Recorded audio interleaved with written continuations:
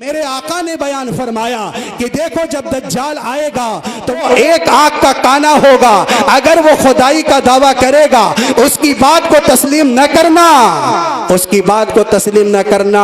کیوں؟ تمہارا خدا کانا نہیں ہے، اس کی ایک آنکھ کانی نہیں ہے، وہ ہر عیب سے پاک ہے۔ ایک علامت میرے آقا نے اور بیان فرمائی کہ دیکھو دجال کی پیشانی پر کاف، الف، فا اور را الگ الگ لکھا ہوگا، ملا کر کے نہیں لکھا ہوگا۔ یہ حروف تہجی ہیں، الگ الگ، کاف الگ، الف الگ، فا الگ اور را الگ، الگ الگ لکھا ہوگا۔ ملا کر کیا پڑھیں گے؟ نہیں سمجھ میں آیا آپ حضرات کو؟ کاف الگ، فا الف الگ، فا الگ، را الگ، ملا کر کیا پڑھیں گے؟ کافر لکھا ہوا ہوگا۔ اور ایک کافر ہم سے کہے کہ میں خدا ہوں، لیکن یاد رکھو مسلمانوں، میرے آقا نے ایک حدیث کے اندر بیان فرما دیا، تمنا نہ ظاہر کرنا کہ کہاں ہے دجال، چلے دیکھے کیسا ہے وہ کانا دجال، نہ اس کے قریب نہ جانا۔ ایسے ایسے شعبے دکھائے گا۔ آج کل کے نوجوان کیا کہتے ہیں؟ چلو نمائش آئیے دیکھنے کے لیے چلتے ہیں، اس میں جادو دکھایا جائے گا، کسی کے جسم کے 2 ٹکڑے کر دیے جائیں گے، کسی کا ہاتھ کاٹ کر کے جوڑ دیا جائے گا۔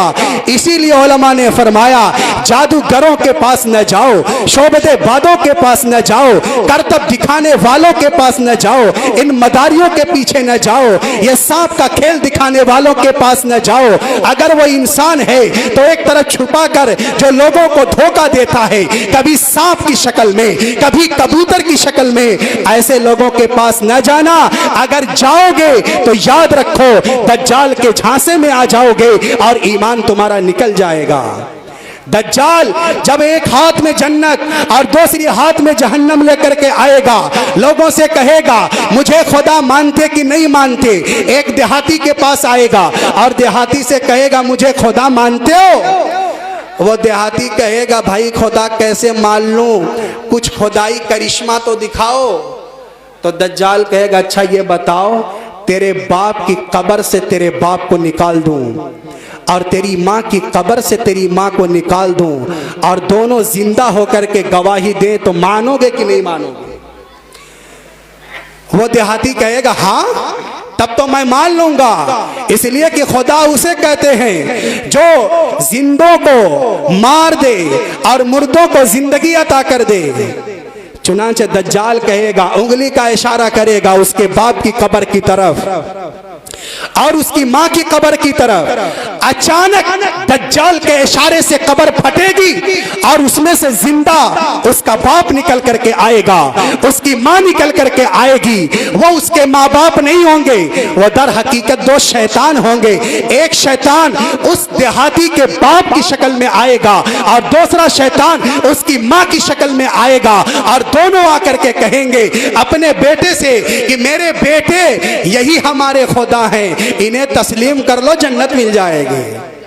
اب بتائیے وہ دیہاتی اس کے جھانسے میں آ جائے گا کہ نہیں آ جائے گا؟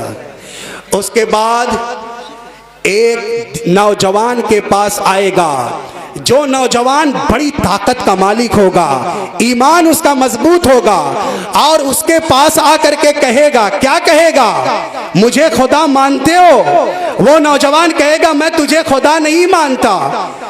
دجال کہے گا اگر تو مجھے خدا نہیں مانتا میں تیرے جسم کے 2 ٹکڑے کر دوں گا۔ وہ نوجوان کہے گا اگر تیرے ہاتھ میں پاور ہے تو میرے جسم کے 2 ٹکڑے کر دے۔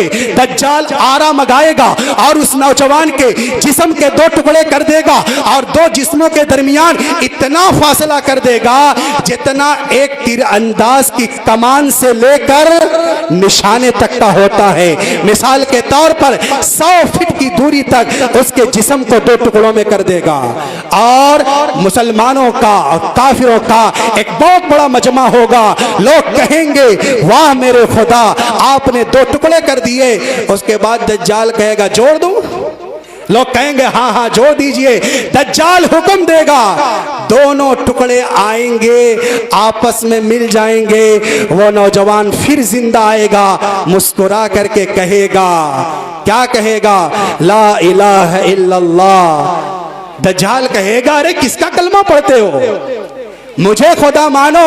تو دجال کے سامنے وہ نوجوان کہے گا خدا کی قسم مجھے پہلے سے زیادہ یقین ہو گیا کہ تو دجال ہے، اس لیے کہ میرے آقا نے بیان فرمایا تھا اللہ دجال کو عارضی طور پر یہ پاور عطا فرمائے گا، وہ جسم کے 2 ٹکڑے کر دے گا اور پھر اس کے بعد زندگی عطا کر دے گا۔